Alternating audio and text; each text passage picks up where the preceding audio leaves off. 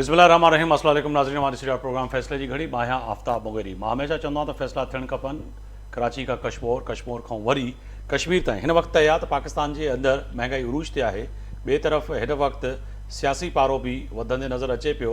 अॼु तय आहे त अॼु वज़ीर आज़म शहबाज शरीफ़ तमामु वज़ीरनि जे साम्हूं जहिड़ी रीति अॼु ॻाल्हाईंदे इहा ॻाल्हि कई त वज़ीर कारकर्दगी ॾेखारनि ऐं उहे वज़ारतूं जंहिंजूं ज़रूरतूं न आहिनि उन्हनि खे फौरी तौर ते अगरि ख़तमु करिणो आहे त इहो बि पंहिंजी जॻह ते वॾो अहम फ़ैसिलो आहे। जेको फ़ैसिलो मां सम्झां थो पाकिस्तान पीपल्स पार्टी जनाब बिलावल भुट्टो ज़रदारी पंहिंजी मैनिफेस्टो में इहा बि ॻाल्हि कई ऐं वक़्तनि वक़्तनि उहो डिमांड बि करे पियो त 11 जेके वज़ारतूं आहिनि उन्हनि जी ज़रूरत ई न आहे ऐं क़ौमी ख़ज़ाने ते हिकिड़ो वॾो भार आहे ऐं क़ौमी ख़ज़ाने जे मथां हिन वक़्तु तय आहे त पाकिस्तान जे अंदरि इकनॉमी ऐं पाकिस्तान जेको इकनॉमी क्राइसिस खां गुज़रे पियो उन वक़्तु अहिड़ियूं वॾियूं वज़ारतूं रखण जी ज़रूरत ई कहिड़ी आहे।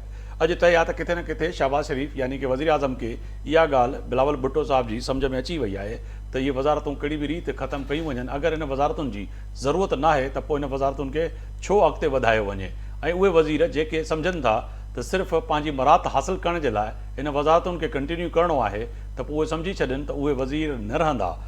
हिन सां गॾोगॾु अगरि ॻाल्हि कजे त सुन्नी इत्तेहाद काउंसिल जो जेको फ़ैसिलो हुयो जेको जस्टिस काज़ी फ़ाइज़ ईसा ऐं जेके तमामु उन बेंच महफ़ूज़ कयो हुयो उहो अॼु तय आहे त उन में पाकिस्तान तहरीक इंसाफ़ को चवे पई त कीअं बि करे हिन फ़ैसिले खे जल्द जल्द ॿुधायो वञे जहिड़ी रीति KP में सेनेट जूं इलेक्शनूं रुकियल आहिनि ऐं पाकिस्तान में हिन वक़्तु वॾे में वॾो ऐवान जेको आहे जंहिंमें उहे रिज़र्व सीट ते जेके ॿियनि पार्टियुनि खे ॾिनी वियूं हुयूं अॼु पाकिस्तान तहरीक इंसाफ़ चए पई असांजो हक़ु आहे उहे असांखे मिलनि त इहो ऐवान अॻिते वधे ऐं हिन मसइले मां बि जान छुटी सघे। उहो महफ़ूज़ फ़ैसिलो जेको आहे चए पियो वञे त सुभाणे शायदि ॿुधायो वेंदो जेको फ़ैसिलो वॾो अहम हूंदो। लॻे ईअं पियो त किथे न किथे पाकिस्तान तहरीक इंसाफ़ जी फ़ैसिलो जेको बि अचे पर अगरि हक़ में नथो अचे त पाकिस्तान तहरीक इंसाफ़ न सही पाकिस्तान पर दुनिया में मुख़्तलिफ़ मुल्कनि में पाकिस्तान तहरीक इंसाफ़ इहो पंहिंजो जेका असांखे ज़राए सां मुख़्तलिफ़ ख़बरूं मिलनि पियूं इहो फ़ैसिलो करे चुकी आहे त भरपूर एहतिजाज कयो वेंदो ऐं भरपूर अदलिया ऐं ख़ासि तौर ते जस्टिस काज़ी फ़ाइज़ ईसा खे हदफ़ बणायो वेंदो सोशल मीडिया ऐं मुख़्तलिफ़ जेको आहे सो प्लेटफॉर्म ते। हिन सां गॾोगॾु अगरि ॻाल्हि कयूं त IMF जे प्रोग्राम में तय आहे त वञणु वॾो ज़रूरी आहे पर पाकिस्तान पीपल्स पार्टी बि इन ॻाल्हि खे तस्लीम करे पई त महांगाई उरूज ते आहे ऐं IMF जो जेको कर्ज़ु आहे इन खां बग़ैर यकीनी तौर ते पाकिस्तान में अॻिते नथो वधी सघिजे। पोयनि ॾींहंनि में यानी कि कल्ह आसिफ़ अली ज़रदारी सदर पाकिस्तान जेका ॻाल्हि कई त मुश्किल वक़्तु आहे मुश्किल वक़्त में विहण बि ईंदो आहे ऐं मुश्किल वक़्त में अॻिते वधण बि ईंदो आहे ऐं मोहतरमा बेनज़ीर भुट्टो लाइ बि उन इहा ॻाल्हि कई त मुश्किल वक़्त में उहा हमेशह अहिड़ा फ़ैसिला कंदी हुई जेके वॾा अहम हूंदा। असां बि सोचूं पिया त हिन वक़्तु जेको मुश्किल वक़्तु आहे इन मां कहिड़ी रीति निकितो वञे निकिरण जी कोशिशि कई वञे उहा बि पंहिंजी जॻह ते वॾी अहम ॻाल्हि आहे। हिन सां गॾोगॾु अगरि ॻाल्हि कयूं त मोटरवे सखर हैदराबाद कराची मोटरवे जेको चइजे त विफ़ाक़ जे तरफ़ां केतिरनि सालनि खां सिंध जे माण्हुनि खे हिकिड़ो लॉलीपॉप जंहिंखे चइजे उहो ॾिनो वियो आहे। अॼु उहो तरजीह बुनियाद ते यानी कि विफ़ाक़ी हुकूमत पंहिंजे उन तरजीह बुनियाद जी लिस्ट मां अॼु हैदराबाद ऐं सखर मोटरवे खे कढी छॾियो। इन सां गॾोगॾु अगरि ॻाल्हि कयूं त लाहौर ऐं बहावलपुर मोटरवे तरजीह बुनियाद में शामिलु कयो वियो आहे। अहिड़ी रीति जेको आहे सो सिंध जे सूबाई वज़ीर जाम ख़ान शोरो ऐं सिंध हुकूमत तय आहे त वज़ीर आज़म सां डिप्टी वज़ीर आज़म इसाक़ डार जे साम्हूं एहतिजाज बि कयो ऐं तय आहे त सिंध केतिरे वक़्त खां इहा डिमांड बि करे विफ़ाक़ खे त जहिड़ी रीति पंजाब में मुख़्तलिफ़ ज़िलनि में डिस्ट्रिक्ट में डिवीज़न में जेके मोटरवे जा ॼार विछाए विया आहिनि अहिड़ी रीति घटि में घटि सिंध जे ख़ासि तौर ते सखर खां ऐं कराची ताईं इहा मोटरवे जी जेका अहम मनसूबो आहे इन खे किथे न किथे कंप्लीट कयो वञे त जीअं आम माण्हुनि खे फ़ाइदो रसी सघे। इन ते ॻाल्हि ॿोल कंदासीं। केतिरा ई सवाल आहिनि मूंसां स्टूडियो में मौजूज़ महिमान सूबाई सलाहकार आहिनि नजमी आलम साहब सीनियर अॻुवान आहिनि पाकिस्तान पीपल्स पार्टी जा। अवां जी वॾी महिरबानी अवां वक़्तु कढियो मुंहिंजे प्रोग्राम लाइ। मिर्ज़ा इश्तियाक बेग साहब आहिनि असांखे जॉइन कयो आहे पाकिस्तान मुस्लिम लीग नून जा सीनियर अॻुवान आहिनि टेलीफोन लाइन ते मौजूदु आहिनि अवां जी वॾी महिरबानी। सर बुलंद खान साहब आहिनि मेंबर आहिनि सूबाई असेंबली जा पाकिस्तान तहरीक इंसाफ़ सां ताल्लुक़ु आहे अवां जी भी वॾी महिरबानी। फ़ैसले की घड़ी बड़ी अहम है मगर मां सब का पहिरियां नजमी आलम साहब मैं आपकी तरफ आऊँगा। सर एक तो तय है कि फ़ैसले की घड़ी में बड़ी अहम इस वक्त पेशरफ तो ये होनी चाहिए थी कि मुल्क इस वक्त कह सकते हैं कि हर बंदा परेशान है कि आखिर हो क्या रहा है, क्या वफाकी हुकूमत सूबाई हुकूमतें चल सकेंगी भी या नहीं। मगर दूसरी तरफ से सर ये जो फ़ैसले आप कर रहे हैं कि जी किसी भी तरह जो है हम आईनी ओहदे तो लेंगे, विफाक में शामिल भी नहीं होंगे, महंगाई भी तनकीद करेंगे, मगर कैसे होगा सर कि विफाक के साथ पाकिस्तान के लोगों को जिन्होंने आपको वोट दिया है, अब तो आपको बलूचिस्तान में भी लोगों ने वोट दिया, पंजाब में भी दिया, सिंध में भी दिया, आप कह सकते हैं कि एक मुल्की जमात हैं आप, तो लोगों का ये जो दीना मसला है महंगाई, उससे कैसे निजात दिलवा सकेंगे? देखिए, महंगाई बिल्कुल यकीनन इस वक्त बहुत संगीन मसला है इस मुल्क का। और मुल्क पीपल्स पार्टी इस वक्त जो मेच्योरिटी का मुजाहरा कर रही है, हम भी उसकी तनकीद का निशाना बन रहे हैं कि इस महंगाई में कि जी आप गवर्नमेंट को सपोर्ट कर रहे हो और वो महंगाई है, उसका नॉन पॉपुलर फैसला है ये। लेकिन पीपल्स पार्टी हालात को देखते हुए कि इस वक्त जो इकोनॉमिक कंडीशन में मुल्क है उसमें जज्बाती फैसले नहीं करने की ज़रूरत है, सियासत करने की ज़रूरत नहीं है। इस वक्त इस मुसीबत से निकलने की ज़रूरत है।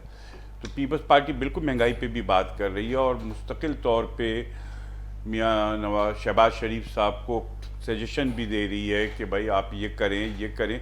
हम ये नहीं चाहते कि अगर हम आज हट जाएं शहबाज कि भाई अपने आप को अच्छा दिखाने के लिए लोगों के कि जी हमने हुकूमत गिरा दी, महंगाई थी, उसका नतीजा क्या होगा? मुल्क में एक और केओस पैदा हो जाएगा और आप मतलब सियासी तौर पे मुसीबत आएगी, उसका नतीजा इकोनॉमिक क्राइसिस में भी आएगा। तो पीपल्स पार्टी इस वक्त बेहतरीन रोल अदा कर रही है कि किसी तरह डेमोक्रेटिक सिस्टम भी चले और जो अवामी मसाइल को भी उठाएं। और मैं समझता हूँ कि भी आपने अपने इंट्रो में कहा कि शहबाज शरीफ साहब ने जो वजारतों के लिए कहा कि इनको ख़त्म किया जाए, तो मेरे ख्याल में ये बहुत पुरानी डिमांड पीपल्स पार्टी की थी। 18th अमेंडमेंट के बाद कोई जवाज़ नहीं था उन वजारतों का कि वहाँ रहें, आप मुल्क के ख़जाने पे बोझ बन रहे हैं। इस वक्त सख्त फैसले करने पड़ रहे हैं, आवाम को तकलीफ़ है, लेकिन उसके साथ साथ इनको जो गैर ज़रूरी अखराजात हैं जिनसे बहुत अखराजात हैं सर, आज बचा जा सकता है, बिल्कुल बचा जा सकता है, जो कि बिलावल भुट्टो साहब ने जो पहले भी कहा, मंशूर जो आपका मैनिफेस्टो था उसमें भी ये बात हुई, जलसों में भी कहा और मुख्तलिफ जगहों पर कहते रहे। मगर आज अगर PMLN ये समझती है कि वाक़तन इन वजारतों की ज़रूरत नहीं है, तो ये कौमी ख़जाने पे भी एहसान होगा और मुल्क भी बड़ा एहसान होगा।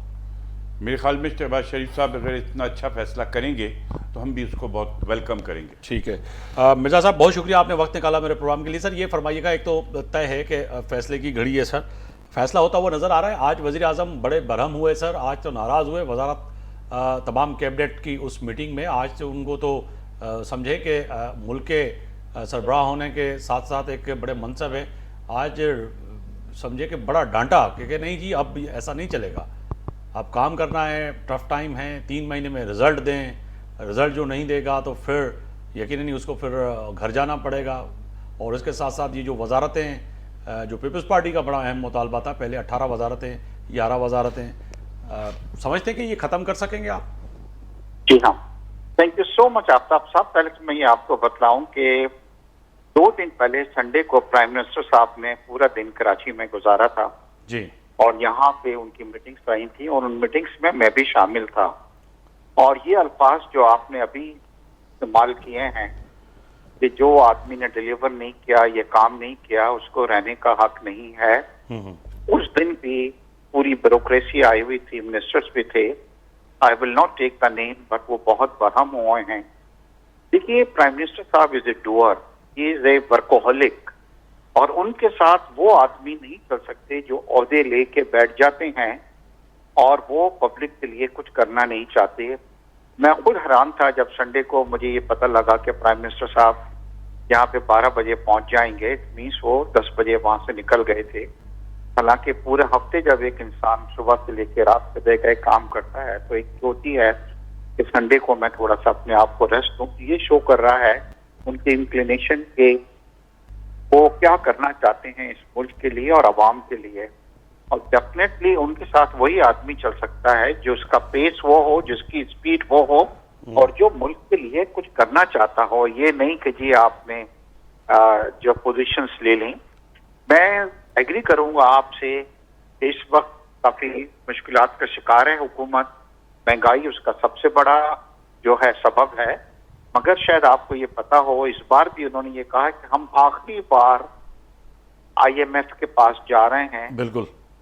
और इसके बाद हम कभी मतलब कराची की आपने जिक्र किया तो कराची में ये भी तो कहा कि पोर्ट एंड शिपिंग के लिए कि जहाज़ नहीं खरीदते, आप मशवरा दे देते हैं कि आप रियल एस्टेट की तरफ चले जाएं, आप ये काम कर लें और उससे इतने पैसे आपको मिल सकते हैं। तो ये वाला ये क्या था, ये वाकईतन आपको समझ में आ रहा है कि पोर्ट एंड शिपिंग जो है उस तरफ जानी जा रही है कि भाई रियल एस्टेट की तरफ? एक तो मुझे बड़ी हैरानगी हुई है क्योंकि ये क्लोज डोर मीटिंग थी और किस तरीके से ये चीज आपके भी नॉलेज में आ गई है। वो ये था कि कराची पोर्ट ट्रस्ट ने एक प्रेजेंटेशन की थी कि ये जो क्वींस रोड के ऊपर या अमेरिकन कॉन्सुलेट के बराबर में जहाँ पे उनके कंटेनर्स रखे होते हैं जी। वो कई 100 एकड़ जगह है और उन्होंने एक प्रेजेंटेशन ये दी थी कि जी हम अगर इस पे 5 स्टार होटल्स या बिल्डिंग्स वगैरह हम यहाँ बनाते हैं तो 100 अरब की हम इसको ये प्रॉपर्टी हमारी हो जाएगी। एक तो मैं अप्रिशिएट करता हूँ कि वहाँ पे चीफ मिनिस्टर साहब बैठे थे और उनका भी यही कहना था कि सर हमारा काम जो है वो रियल एस्टेट में इन्वॉल्व होना नहीं है, आपका केपीटी का जो काम है वो ये है कि किस तरीके से हम जल्द से जल्द कंटेनर को निकाल दें। इस वक्त हम इतने पीछे हैं कि दुबई में एक कंटेनर ऑफलोड होता है और 8 घंटे में क्लियर होके वो निकल जाता है पोर्ट से। हमें 8 से 10 दिन लगते हैं और इस 8-10 दिन के अंदर जो आदमी इंपोर्ट करता है वो उसके ऊपर डेमरेज भी पे करता है, उसके ऊपर दूसरे चार्जेस भी पे करता है, जिससे वो चीज महंगी हो जाती है और डेफिनेटली वो पास ऑन करता है इस प्राइस को अवाम के ऊपर, तो वो चीज उनको महंगी मिलती है। तो जब प्राइम मिनिस्टर ने ये सुना कि जी हम 8 दिन के अंदर और 10 दिन में एक कंटेनर हमारा आने के बाद उतरने के बाद निकलता है तो वो बहुत ज्यादा अपसेट थे कि मैं ये नहीं कह रहा हूँ कि दुबई की तरह आप 8 घंटे में निकाल दें, मगर 8 दिन का तो ये तो बहुत ज्यादा ज्यादती है। और फिर उस पर प्राइम चीफ मिनिस्टर साहब ने भी जब ये कहा कि नहीं सर ये हमारा काम नहीं है कि 5 स्टार होटल्स बनाएं और बिल्डिंगें बनाएं और अपार्टमेंट्स बनाएं, तो उसके ऊपर definitely prime minister was not happy with this proposal. और आखिर दूसरे उस प्रपोजल से भी वो खुश नहीं थे कि नेशनल शिपिंग कॉर्पोरेशन जो है वो एक्वायर करे फर्दर शिप, क्योंकि वहां पे ये बात भी आई कि सर ऐसा नहीं हो कि हम शिप खरीद के एक नया पीआईए क्रिएट कर रहे हों और बाद में वो लॉसेस में चले जाए और फिर हमारा भी ये केपीटी का या का भी प्रॉब्लम जो है वो हो जाए जो का इस वक्त हो रहा है। सर ये ठीक है, बातें तो मिर्जा साहब बहुत अच्छी हैं, मगर जो इस वक्त व्यूअर देख रहा है सिंध का, पाकिस्तान का, ओवरसीज पाकिस्तानी हमें देखते हैं, वो तो ये सोच रहे हैं कि मिर्जा साहब नजीब आलम जो इस वक्त आप दोनों सूबाई और वफाकी हुकूमत के नुमाइंदे हैं, सर आम बंदे को तो आटा सस्ता चाहिए, सेहत के मराकज़ सही चाहिए, उनको तो जो है तालीम सस्ती चाहिए, इन चीज़ों पे जो है उस तरह से तवज्जो नहीं दी जा रही है। आम बंदा जो है बिल्कुल इस वक्त जो है, जब आप आज और हम बात कर रहे हैं तो आपको पता है मैं कल से कह रहा हूँ कि 400 रुपये टमाटर किलो मिल रहे हैं, भिंडी जो है सर 300 से 280 रुपये किलो मिल रही है, आलू महंगा हो गया, प्याज महंगी हो गई। ये तो जो आप जैसे साहिब हैसियत लोग हैं शायद आपकी जेबों पे फ़र्क नहीं पड़ता, बिजली का बड़ा मसला है वो फ़र्क तो नहीं पड़ता, आम बंदे पे बड़ा फ़र्क पड़ता है मिर्जा साहब। आफ्ताब साहब देखिए, पहली बात तो ये आपको बतलाऊं कि हमारी इन्फ्लेशन या महंगाई की शरह जो थी वो 40% तक चली गई थी, फिर 35 आई है और अब उसमें रिडक्शन आनी शुरू हो गई है और वो कम हो रही है। डेफिनेटली ये 2-4 चीजों का जो आपने कहा ये डिमांड और सप्लाई का थोड़ा सा होता है, मगर ओवरऑल जब आप अपना इन्फ्लेशन पाकिस्तान का देखेंगे तो वो इस वक्त कम हुआ है और आने वाले बजट में वो 12 से 13% के ऊपर हमने उसका टारगेट रखा है। देखिए हमें इस वक्त प्रॉब्लम आईएमएफ से ये आ रही है कि आईएमएफ के बगैर हम चल नहीं सकते, इस बार नागुज़ीर है आईएमएफ के बगैर चलना इस साल के लिए। बिल्कुल। तो अब ये हो रहा है कि आईएमएफ ने हम पे शर्त ये लगाई है कि आपकी जो शरह है कंपेयर टू जीडीपी, आपकी टैक्स की शरह जो है वो 9% आ रही है, जबकि आपके पूरे रीजन में वो 12% है, तो आप हमें इसको 12% पे ले जाएं। तो यही वजह है कि आपने देखा है कि इस बार एफबीआर ने जो 9 बिलियन का टारगेट पूरा किया था अब वो जाके 12 और 13 ट्रिलियन के ऊपर लेके गए हैं, जो 40% इंक्रीज है, जो एक बहुत ही एम्बिशियस इंक्रीज हमने रखी है। मगर ये हम अपनी खुशी पे हम नहीं रख रहे, ये IMF की एक शर्त है, क्योंकि ठीक है beggars cannot be। मिर्जा साहब आप हमारे साथ हैं। मैं सरबुलंद खान साहब जो हैं MP हैं, रुकन असेंबली के, पाकिस्तान तहरीक इंसाफ के रहनुमा, उनको भी शामिल करूं। बहुत शुक्रिया आपने वक्त निकाला। एक तो सर आज वज़ीर आज़म वफाकी काबीना पे बरस पड़े और जैसे उन्होंने कहा कि अब फैसले की घड़ी है और आपने काम करना है और काम के अलावा कुछ भी नहीं होना है, जो काम नहीं करता वो फिर घर जाए, यानी कि लग रहा है कि अब वज़ीर आज़म जो है एक्शन में आ गए हैं, शहबाज शरीफ, और कुछ कर डालेंगे, काम पाकिस्तान को आगे ले जाएंगे। सरबुलंद खान साहब। बिस्मिल्लाहिर्रहमानिर्रहीम, आवाज आ रही है आपको? जी आ रही है, आ रही है। देखिए जी, शहबाज शरीफ साहब ने जो कृत्या दिखाई है वो आवाम को बड़ी महंगी इसलिए पड़ रही है कि PDM 1 का जो शो था वो पूरी तरह फ्लॉप हो गया और PDM 2 का जो शो है वो इस हद तक चला गया कि 300 रुपए के करीब करीब पेट्रोल के प्राइस फिर उन्होंने बढ़ाए हैं। मैं समझना चाहूंगा सरबुलंद खान साहब, PDM 2 कैसे हुई? ना तो इनके साथ पीपल्स पार्टी वफाकी हुकूमत में शामिल है, JUFA जो है मौलाना फजल रहमान साहब वो भी नहीं है, वो भी आपके साथ बैठे हुए हैं एक तरह से कहा जाए। कल तक आप उनको डीजल कहते थे, आज आपके साथ हैं, तो PDM 2 कैसे हुई? कौन सी और सियासी जमात है जो सदर पाकिस्तान किस पार्टी के हैं? अभी ये तो फेडरल में भी वजारतें लेने के चक्कर में है और इनके गवर्नर इनकी जगह जगह पे लगे हुए हैं, पंजाब में, KP में, और किस तरह हो सकता है? अच्छा, देखिए ना, उन्होंने मौलाना फजल रहमान को इस्तेमाल किया, सारा काम उससे करवाया, उस बेचारे को दीवार से लगा के रख दिया। तो वो तो वैसे आपके मुंह से, यानी कि पाकिस्तान तहरीक इंसाफ के मुंह से अगर मौलाना फजल रहमान की तारीफ हो तो ये कयामत के आसार हैं सर। नहीं क्यों, सियासत में देखिए नहीं, मगर सियासत तो पहले भी थी, HXI के लिए भी तारीफ जो आप करते थे, मौलाना फजल रहमान की भी करते थे, तो बस मौलाना फजल रहमान साहब जो है वो जब भी राय रास्त पे आएंगे तो हम जरूर तारीफ करेंगे। और पीपल्स पार्टी इस वक्त वफाक में है, सब दुनिया को पता है, इसमें कोई चोरी छुपी बात नहीं है। MKM है, नून लीग है, और ये अभी स्टेट गवर्नर्स की इससे बड़ी मिसाल क्या हो सकती है कि अभी इन्होंने इंपोर्ट में भी ड्यूटी 100% मजीद बढ़ाई है। तो जो लोग अभी इंपोर्ट करके यहाँ बिजनेस करना चाहते थे, गाड़ियां, ऑटोमोबाइल और दीगर जो है मशीनरी टूल जो पाकिस्तान को आगे बढ़ाने में मदद कर सकती थी, ज्यादातर इंपोर्ट तो बंद है, उसमें भी 100% उन्होंने ड्यूटियां बढ़ाई है। कराची के लिए, सिंध के लिए वफाक से कोई प्रोजेक्ट नहीं रखा गया है, लेकिन सिंध ने कोई नहीं रखा नए बजट के अंदर, सिर्फ और सिर्फ कोई नई स्कीम शामिल नहीं की। मगर सर स्कीम को छोड़े, उन्होंने जो हैदराबाद सक्खर मोटरवे था उनको भी अपनी तरजीह लिस्ट से निकाल दिया और रख लिया तरजीह लिस्ट पे भावलपुर और लाहौर मोटरवे को, और वफाक ने उनको निकाल के, जिसपे पाकिस्तान पीपल्स पार्टी है, नजमी आलम साहब से मैं पूछूंगा कि वो एहतजाज करने जाएंगे, क्योंकि कर तो चुके हैं। जाम खान चोरो साहब का स्टेटमेंट आ गई है, उन्होंने जो है वजीर डिप्टी प्राइम मिनिस्टर जो हैं इसाक डार के सामने एहतजाज किया है कि जी ऐसा जुल्म ना करें सिंध के साथ।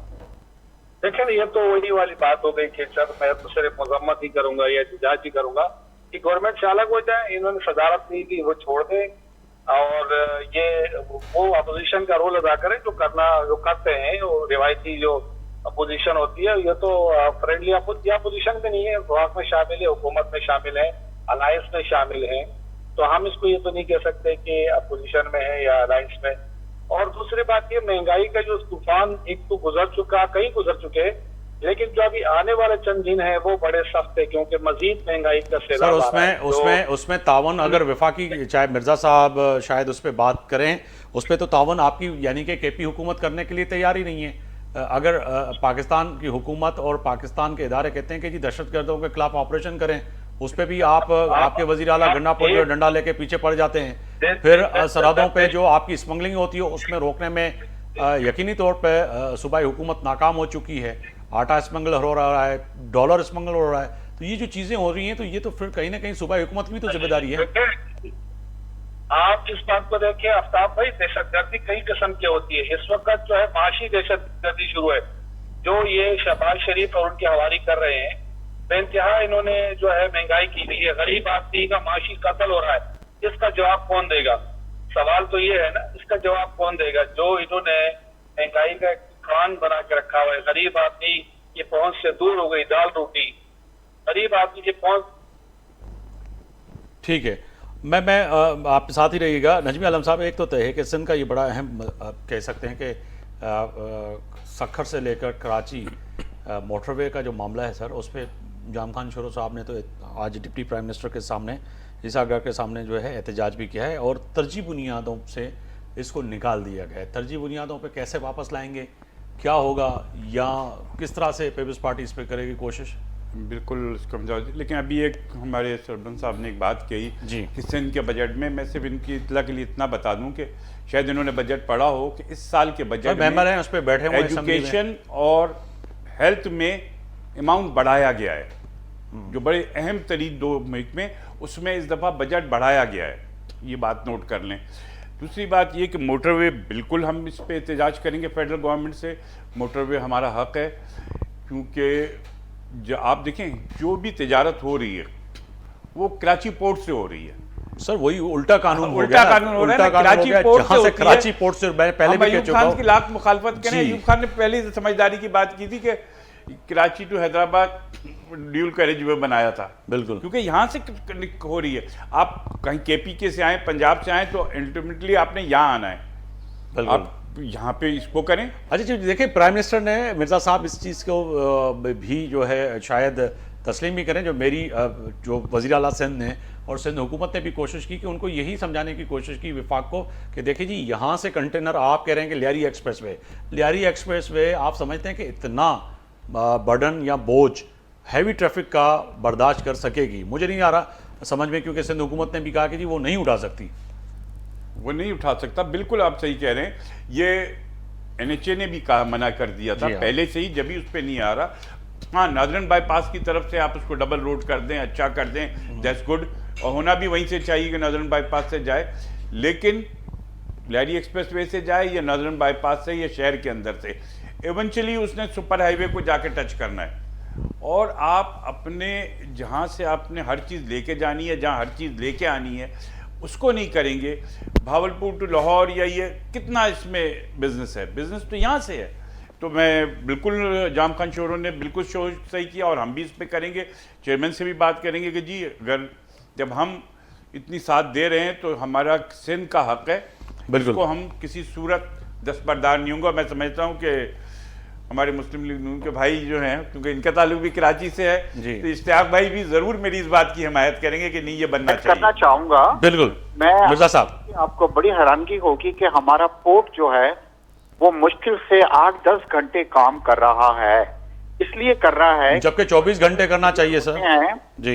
नहीं, जब कंटेनर क्लियर होते हैं तो हम शहर में उसको अलाउ नहीं करते, क्योंकि डेफिनेटली हैवी ट्रैफिक है, जो है वो जाम हो जाता है। तो हम वेट करते हैं कि शायद रात को 10 या 11 बजे उसको खोला जाता है और सुबह फिर अर्ली मॉर्निंग उसको बंद कर दिया जाता है।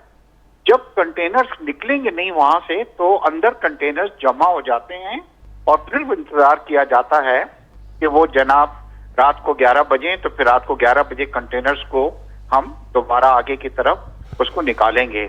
अच्छा, अभी नजमी साहब ने बड़ी अच्छी चीज कही है, मगर लियारी जो ये बनाया गया था, इसके अंदर प्रॉब्लम ये आ रही है कि इसके ऊपर कंटेनर्स नहीं जा रहे। कुछ टेक्निकल मसला था और प्राइम मिनिस्टर ने उसी वक्त एनएचए के जो है जो बड़े थे उनको लिया कि क्या वजह है, कि उसमें कोई टेक्निकल चीज थी जिसकी वजह से वो हैवी ट्रैफिक को उसके ऊपर लियारी सबवे पे नहीं लेके आ रहे थे। और प्राइम मिनिस्टर ने ये कहा है कि नहीं जी, आप इसको किसी तरीके से भी कीजिए। साथ ही प्राइम मिनिस्टर, चीफ मिनिस्टर साहब जो बैठे थे, उन्होंने भी सजेशन दिए कि जी हम ये कोशिश भी कर रहे हैं कि ये जो हमारा मलीर एक्सप्रेसवे बन रहा है, इसको भी किसी तरीके से कनेक्ट किया जाए, ताकि दो हमारे पास रास्ते हों कंटेनर्स के लॉक को खत्म करने का, जो बहुत हैवी लॉक जमा हो जाता है पोर्ट के ऊपर। दूसरी सबसे बड़ी चीज ये भी आ रही है कि अभी मेरे भाई ने ये कहा कि जी इंपोर्ट के ऊपर बहुत ज्यादा ड्यूटीज लगा दी गई हैं। देखिए, हम इस बार इस हुकूमत की जो सबसे अच्छी, अगर आप मुझसे एक चीज पूछेंगे, तो हमने करंट अकाउंट डेफिसिट को खत्म किया है। यानी कि जो एक्सपोर्ट्स हमारी और जो रेमिटेंसेस हैं उसके मुकाबले में हमारी एक वक्त के अंदर, जब उनकी हुकूमत थी इमरान खान की, तो 30-30, 40-40 अरब का करंट अकाउंट डेफिसिट आ रहा था। आपको आफ्ताब साहब ये सुन के बड़ी हैरानगी होगी जी सर, कि जो सख्ती की है हमने इंपोर्ट के अंदर, जो खुद करनी भी चाहिए, उससे पूरे साल के अंदर हमारा जो है वो $500 बिलियन का हमारा वो आया है, जिसकी वजह से हमारी जीडीपी की जो ग्रोथ है वो तकरीबन 2.4% आई है। अब यही फार्मूला हम लेके जा रहे हैं कि एक्सपोर्ट्स को बढ़ाएं मगर इंपोर्ट को हम कम करें, जिसकी वजह से हर चीज के ऊपर, चाहे वो चॉकलेट हो, चाहे वो दूध हो, चाहे वो कॉस्मेटिक हो, चाहे वो बड़ी गाड़ियां हो, हर एक पे उन्होंने इसलिए ड्यूटी लगाई है कि लोग डिस्करेज हों और हमारी इंपोर्ट कम हो। क्योंकि अगर हम अपनी इंपोर्ट को खुला छोड़ देंगे तो फिर हमारा करंट अकाउंट डेफिसिट जो है वो इतना ज्यादा बढ़ जाएगा कि पाकिस्तान उसको सस्टेन नहीं कर पाएगा। तो ये वजह है कि एक्सपोर्ट्स के ऊपर इस वक्त थोड़ी सी ड्यूटीज हमारी लगाई गई हैं, मगर हमें पूरी उम्मीद है कि इस बार इंशाल्लाह आप देखेंगे कि 3 to 4% पाकिस्तान की जीडीपी जो है वो इसके अंदर बढ़ेगी। और देखिए अच्छे फैसले भी हुए हैं, तनख्वाहों के अंदर इजाफा हुआ है इन हालात के अंदर। हमारा सबसे बड़ा जो मसला आ रहा है, अच्छा अभी मेरे भाई ने ये कहा कि जी प्राइस उसके बढ़ा दिए पेट्रोल के, इससे पहले 25 रुपए के करीब पेट्रोल के प्राइसेस ओवर ए पीरियड कम भी किए गए थे।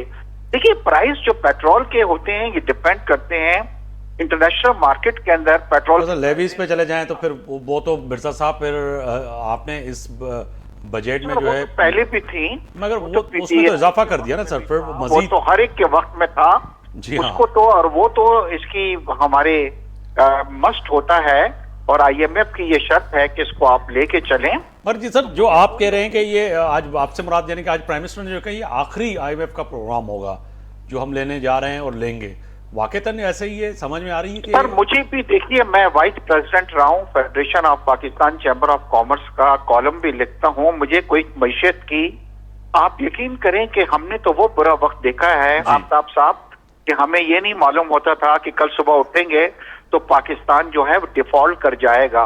अच्छा। उस वक्त हमारे पास टोटल 4 बिलियन के जखायर थे डॉलर्स के, जो कि 15 दिन की भी इंपोर्ट करने के हमारे काबिल नहीं थे।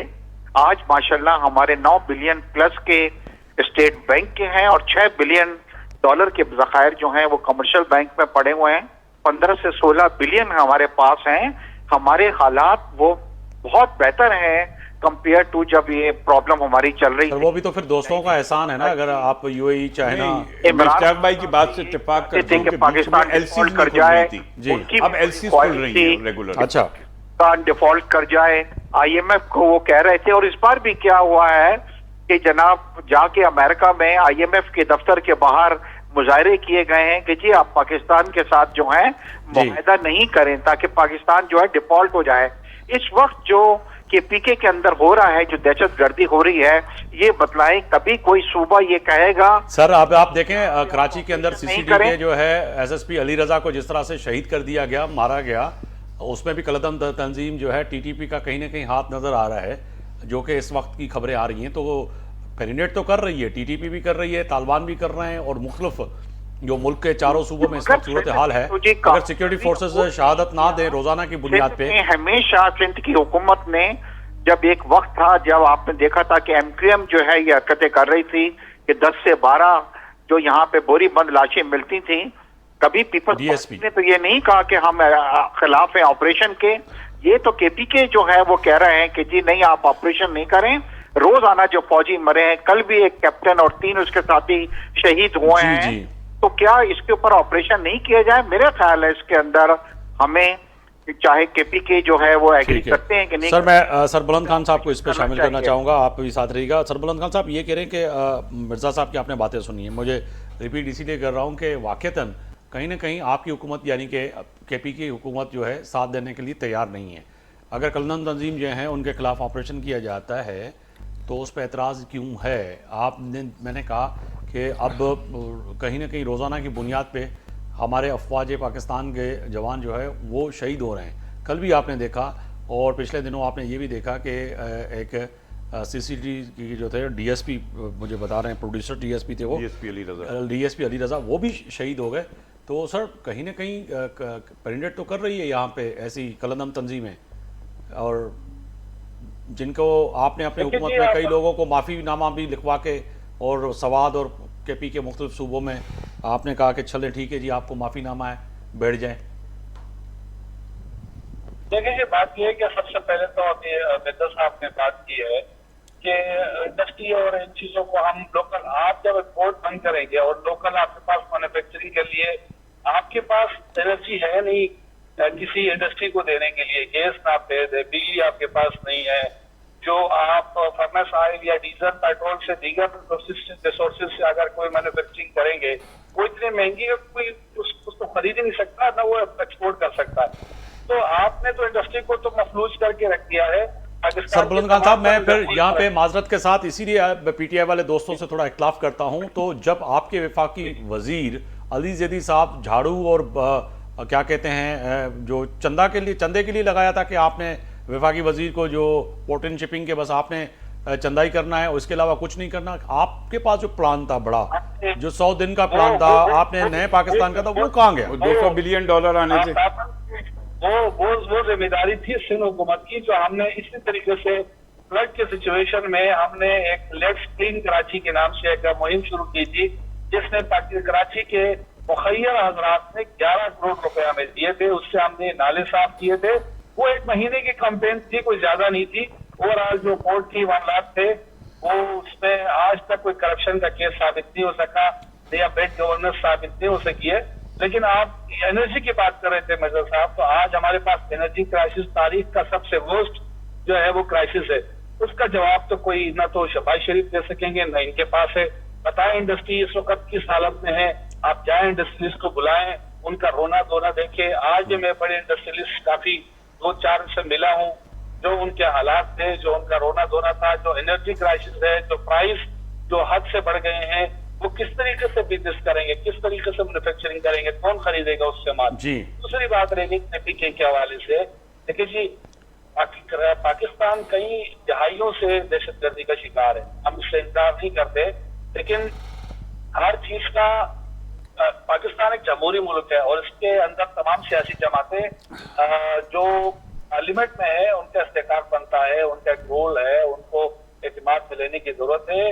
हमारी केपी हुकूमत को और हमारी जो अपोजिशन की जमात, सबसे बड़ी जमात तहरीक इंसाफ है, उसको एतमाद में लेने की जरूरत है।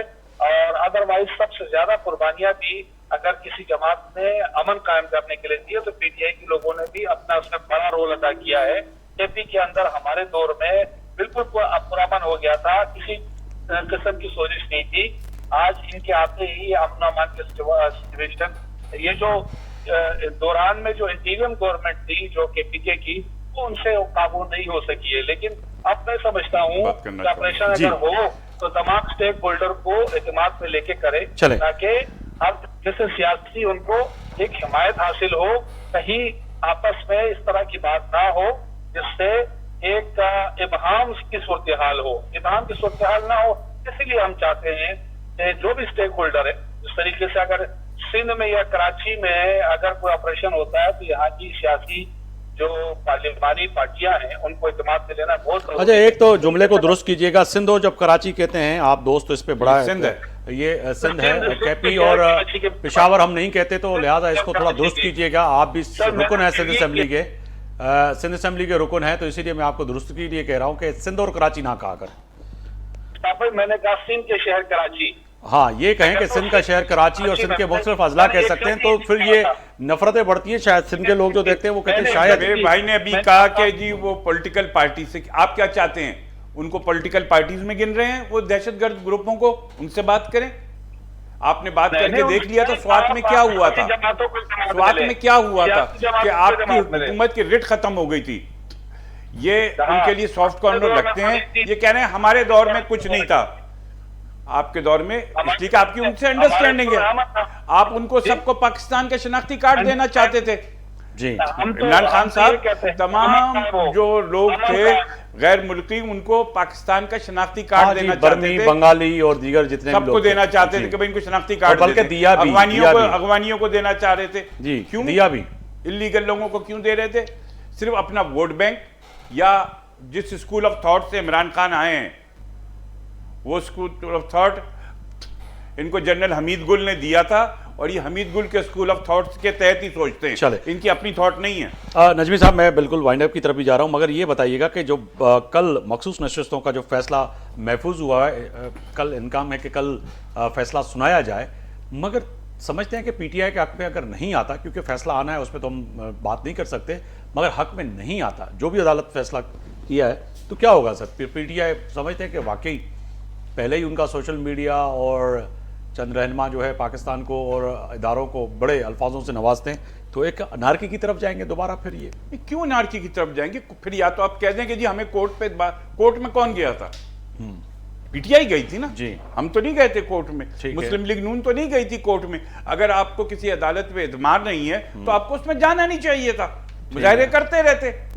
अब कोर्ट में गए, केस जब चला तो अंदाजा हो जाता है कि केस किस तरफ जा रहा है। तो अब आपने जुडिशरी को अंडर प्रेशर करने के लिए सोशल मीडिया पे उनके खिलाफ कैंपेन, और अब ये कि जी फैसला नहीं आया तो पूरी दुनिया में मुजाहरे करेंगे। इस तरह तो भाई कोई सिस्टम नहीं चलेगा ना। इस तरह खान साहब बाहर आएंगे, वो अपना पूरे केसेस भुगते हैं, जैसे जरदारी साहब ने 10 साल भुगते, उनको भी 10 साल, जरा कहें 10 साल नहीं 2-4 साल भुगत लें, उसके बाद बाहर आ जाएं अगर हिम्मत है 2-4 साल की सजा काटने की। सर मिर्जा साहब क्या समझते हैं कि सर कल अगर ये फैसला जो भी आता है, फैसले की घड़ी है सर, समझते हैं कि नून लीग ये पीटीआई इसको 101 तस्लीम करेगी सर? देखिए बहुत इम्पोर्टेंट दिन है और बहुत इम्पोर्टेंट फैसला भी है जी, मगर हुकूमत ने ये बड़ा क्लियरली कह दिया है कि जो भी सुप्रीम कोर्ट का फैसला होगा वो हम उसको इंशाल्लाह कबूल करेंगे। मगर मुझे नहीं लगता कि उस फैसले से कोई हुकूमत के लिए कोई प्रॉब्लम होगी। ये जरूर है कि एक 2/3 मेजॉरिटी जो हुकूमत के पास पहले मिली हुई थी जो सीट्स की वजह से, वो उनके पास नहीं रहेगी। मगर अभी तक जो मैंने ऑब्जर्वेशंस और जजेस के रिमार्क्स देखे हैं उसके अंदर वो कन्विंस नहीं है। पीटीआई के वकला जो थे वो कन्विंस नहीं कर सके किसी तरीके से भी। तो मुझे नहीं लगता कि ये जो फैसला जो है वो पीटीआई के फेवर में आएगा, मगर उन्हें भी इसको एक्सेप्ट करना चाहिए। और देखिए इसमें कोई एक जज नहीं बैठा हुआ, ये मगर सर कल फैसला कल से अगर जो इंतजार था, मगर पूरे पाकिस्तान तहरीक इंसाफ के रहनुमा और उनकी जो सोशल मीडिया टीम है और ओवरसीज पाकिस्तानी जो पाकिस्तान तहरीक इंसाफ से वाबस्ता हैं, उन्होंने जो जिन कलमात से नवाजा है सोशल मीडिया पे, वो तो मैं बयान नहीं कर सकता। अगर ये हक में नहीं आता फैसला, तो फिर क्या समझते हैं कि हर शख्स पीटीआई का, चाहे वो पार्लियामेंट में हो या पार्लियामेंट के बाहर हो, वो तनकीद करेगा, बर्दाश्त करेंगे, या फिर कहेंगे कि ठीक है जी जमहूरी हक है इनका, जो भी इदारों को कुछ कहें? नहीं देखिए जी, पीटीआई को अपने रविश बदलनी पड़ेगी, क्योंकि सोशल मीडिया पे वो जो किसी की भी जो पगड़ी उतार देते हैं और जो चीज उनके फेवर में आती है वो तो खुश हो जाते हैं, मगर जो चीज उनके फेवर में नहीं आती है उसके लिए फिर आप देखते हैं कि सोशल मीडिया पे उनके साथ क्या किया जाता है। इस वक्त हमारी आर्म फोर्सेस के साथ भी आप देख रहे हैं कि कौमी इदारों के साथ जो है किस तरह का रवैया किया हुआ है। तो ये बड़ा अफसोस की बात है। और आज से पहले कभी ये बुरा वक्त जो है वो पीपल्स पार्टी पे भी आया, नून पे भी आया, मगर कभी किसी ने इस तरह की हरकतें नहीं की जो पीटीआई जो है उसने इस तरह की हरकतें कर रहे हैं। ठीक है सरबुलंद खान साहब, फैसला जो भी आता है, बात कर रहे हैं कि कल फैसला जो आएगा क्या होगा सर, बहैसियत रुकन सिंध असेंबली आप भी वही लैंग्वेज इस्तेमाल करेंगे जो कि पाकिस्तान तहरीक इंसाफ के मेजॉरिटी में इस वक्त जजेस साहिबान, अफवाज पाकिस्तान, PMLN और पीपल्स पार्टी, सबको, सहाफ़ियों को, एंकर्स को, जो आपके वही वाली बात है जो बैयत नहीं करता आपके उस पर और आपके साथ इख्लाफ करता है तो उसको तो बहुत अल्फाजों से नवाजते हैं, तो कल भी ऐसा ही होगा? जी, सोशल मीडिया एक आजाद प्लेटफॉर्म है और इसमें लाखों करोड़ों लोग अपनी राय का इजहार करते हैं। जरूरी नहीं कि इनका ताल्लुक तहरीक इंसाफ से हो, हर आदमी इंडिपेंडेंटली अपनी राय का इजहार करते हैं और आप किस सब उसको मंसूब करते हैं तहरीक इंसाफ के साथ, जबकि हमारा ऐसा कोई भी सोशल मीडिया कोई वो ग्रुप नहीं है कि जिससे हम इस तरह की वो करें। हम जरूर कोई फैसला हो। सर ये मुझे लग रहा है कि आप लतीफ़ा सुना रहे हैं ऑन एयर टीवी पे कि आपका किसी सोशल मीडिया से ताल्लुक नहीं। सबसे ज्यादा स्ट्रांग जो सोशल मीडिया है वो इस वक्त पाकिस्तान और ओवरसीज पाकिस्तानी का पीटीआई वालों का है। देखिए पीटीआई के सपोर्टर करोड़ों में है, अगर वो हमारे कोई ऑफिस बैरियर नहीं है। अगर वो अपनी राय का इजहार कर रहे हैं तो वो उनकी जाती एक स्टेटमेंट होती है, जाती राय होती है, उससे आप एग्री करें ना करें वो आपका हक है, उससे हम किसी को भी नहीं रोक सकते। लेकिन ये जरूर है फैसलों के ऊपर काजी फाइज जीरा साहब जो है वो खान साहब ने उनपे एतमाद का इजहार इसलिए नहीं किया कि हमारे दौरे हुकूमत में रेफरेंस दायर हुआ था, और उसके बाद जितने फैसले आए हैं उनमें एक किस्म की सर वो तो एक प्री प्लानिंग था ना, आपने जो रेफरेंस दायर किया था, आपको पता है कि नेक्स्ट चीफ जस्टिस यही होंगे, और आपको ये भी पता था कि इसको पहले से ही कंट्रोवर्शियल कर लें कि आगे जाके शायद हमारे खिलाफ ऐसे कोई फैसले आए, तो जो आज आप जुमला इस्तेमाल कर रहे हैं तो ये इस्तेमाल करने में आपको आसानी पेश आए और लोगों को समझाने में आसानी पेश आए कि जस्टिस काजी फायज ईसा जो है वो पाकिस्तान तहरीक इंसाफ के खिलाफ है। लेट मी एलिब्रेट मैं आपको बताता हूँ। देखिए जी, हमारे इसके बारे में एक पॉलिसी और एक क्लियर स्टेटमेंट आई है कि हमने फायज ईसा के खिलाफ जो है वो रेफरेंस बतौर प्राइम मिनिस्टर या बतौर प्रेसिडेंट हमने ये दायर नहीं किया था। उस वक्त के जो हमारे मुशीर थे या उस वक्त के हमारे जो वजीर थे, उनकी तरफ से कुछ चीजें थी और कुछ दीगर आयोग की तरफ से ये चीजें थी जो रेफरेंस दायर हुआ। बाद में हमने बाद वो रेफरेंस के ऊपर हमने ये सब चीजें सर बहुत बादाम खाने की जरूरत है। सरबुलंद खान साहब, आपको बादाम खाने की जरूरत है। पीटीआई के तमाम उन दोस्तों को मशवरा देता हूं, कोई अखरोट खाएं, कोई बादाम खाएं। आप कह रहे हैं अगर ये सीधा फारूक नसीम की तरफ आप जा रहे हैं, कैसे हो सकता है फारूक नसीम अपनी मर्जी से कर दें? वो प्रेसिडेंट ने पाकिस्तान ने भेजा था भाई, ये इनको पता ही नहीं है। वो प्रेसिडेंट ऑफ पाकिस्तान ने फाइल करा था, फारूक नसीम ने फाइल किया था, लेकिन on behalf of president of Pakistan, on the advice of honourable prime minister. वो आपको उसका आपको जवाब मिल जाएगा, उसका स्टेटमेंट रिकॉर्ड पे पड़ा हुआ है, टेक्स्ट में क्लियर। आप ये चीजें देख लें कि वो हमारी तरफ से नहीं था, एक मुगालता था। चले मुझे मुख्तसर बता दें कि कल अगर ये फैसला जो भी आना है, मगर एक कह सकते हैं कि जो इस वक्त जैसे मिर्जा साहब कह रहे हैं कि जो जरा हुई है, जो बातचीत हुई है, वकला की जज साहिबान के रिमार्क्स जो हैं, उसमें जो लग रहा है अगर फैसला आपके हक में नहीं आता तो फिर क्या होगा? आप सिंध असेंबली के फ्लोर पे आपका जमहूरी हक का एहतजाज करें, मगर समझते हैं कि वाकई कल पीटीआई इसको तस्लीम फिर नहीं करेगी।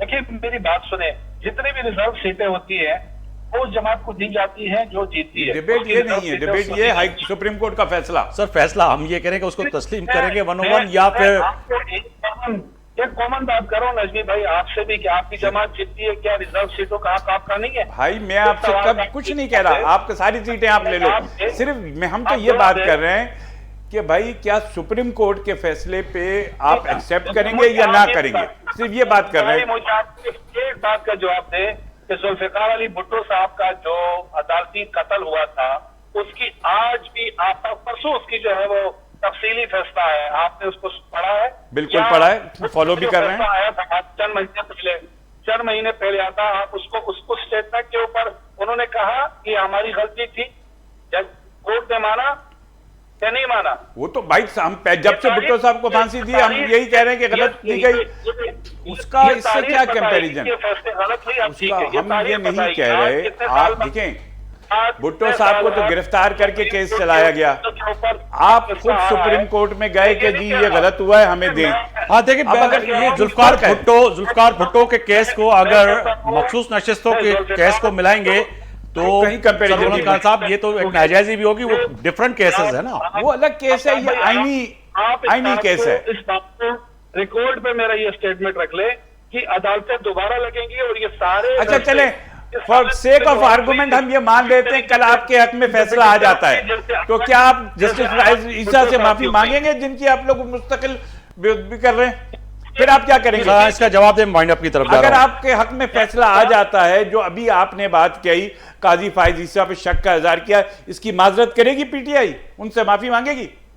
हम ये नहीं कहते कि हम काजी फायज ईसा के नियत पे शक कर रहे हैं। देखिए सर उनके खिलाफ आपने रेफरेंस भेज दिया था, आप नियत पे शक नहीं करें, उनकी बेगमात को, उनकी प्रॉपर्टी को, सारों को आपने आके कटहरे में कर दिया। वो शरीफ आदमी जस्टिफाई करते रहा कि जी मैंने ये जो है मेरी बेगम ने और हमने जो ये प्रॉपर्टी बनाई है कहां से बनाई है, आप कह रहे हैं उस पर शक नहीं करते।